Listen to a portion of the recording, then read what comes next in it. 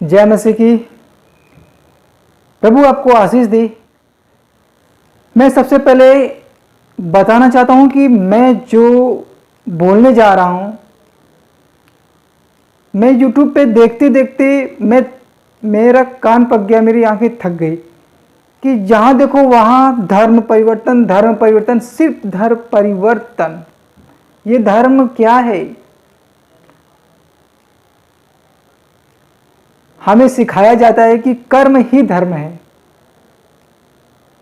जैसा करोगे वैसा भरोगे। हिंदुत्व में जीना क्यों बतला रहे हैं लोग बार बार? हिंदू धर्म, आप धर्म परिवर्तन कर रहे हैं, हिंदू धर्म छोड़ रहे हैं, आप क्रिश्चियन हो गए हो। तो बहुत सारी बातें हैं इस तरह से जो कहने में और सुनने में आ रही है। तो इसी आज बोलना चाहता हूं उन लोगों को जो मसीह के विरुद्ध में हैं, जो मसीह लोगों के विरुद्ध में हैं। मैंने यूट्यूब में बहुत सारी चीज़ें देखी। जो एक सिस्टर है, सिस्टर के घर में जा रहे हैं लोग, बहुत सारे लोग जा रहे हैं, उसको बाहर निकाल रहे हैं, उसको उल्टी सीधी बातें बोल रहे हैं, गालियां भी दे रहे हैं, यहाँ तक कि उसका दुपट्टा भी खींचा गया था, जैसा कि मैंने सुना और स्वयं मैंने देखा वीडियो में। बोल रही थी सिस्टर। पर मैं बताना चाहता हूँ उन लोगों को जो मसीह के विरोध में है, मसीह भाइयों के विरोध में है, जो मसीह लोगों को सता रहे हैं, गालियां दे रहे हैं, उल्टी सीधी बातें बोल रहे हैं, तो कान खोल कर और आंखें फाड़ के सुन लो और देख लो। मैं जो कहने जा रहा हूं उसे ध्यान से सुनो। भी लोग मसीह भाइयों को सता रहे हैं, उनको गालियां दे रहे हैं, उल्टी सीधी बातें बोल रहे हैं ना, तो मैं किसी को नहीं छोड़ूंगा।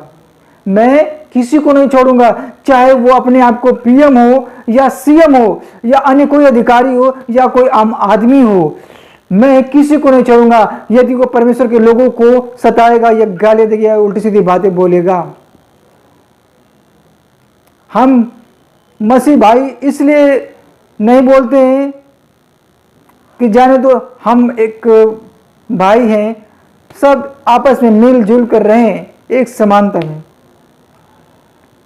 ना बोलने का गलत फायदा ना उठाओ। मतलब कि हम मसीह भाई नहीं बोल रहे हैं तो आप कुछ भी बोल जाओ, कुछ भी कर जाओ, इसका क्या मतलब है? धर्म परिवर्तन क्या मतलब है? धर्म क्या है? हम सिर्फ जानते हैं कि हम एक परमेश्वर के बनाए हुए एक मनुष्य, साधारण मनुष्य हैं जो मन को परिवर्तन करते हैं। और मैंने भी मन परिवर्तन किया है, जो मैंने सब कुछ पाया है। परमेश्वर ने मुझे सब कुछ दिया है। जी हाँ, आपको भी देगा।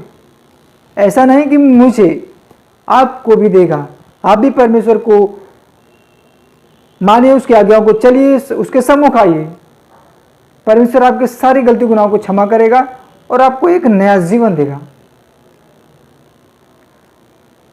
तो आप ऐसी गलती मत करिए, परमेश्वर के विरुद्ध मत खड़े होइए। परमेश्वर का वचन कहता है, मैं आपको बताना चाहता हूं, मत्ती रचित सुसमाचार 18 के 6 अध्याय में आप पढ़ लीजिएगा। कहता है कि जो कोई मुझ पे विश्वास करता है, जो कोई मुझे विश्वास करता है, उन लोगों को सताएगा या ठोकर खिलाएगा, मैं उसे नहीं छोड़ूंगा, मैं उसे नष्ट कर डालूंगा। हाय उस मनुष्य पे जिसके द्वारा मसीहियों को ठोकर लगती है।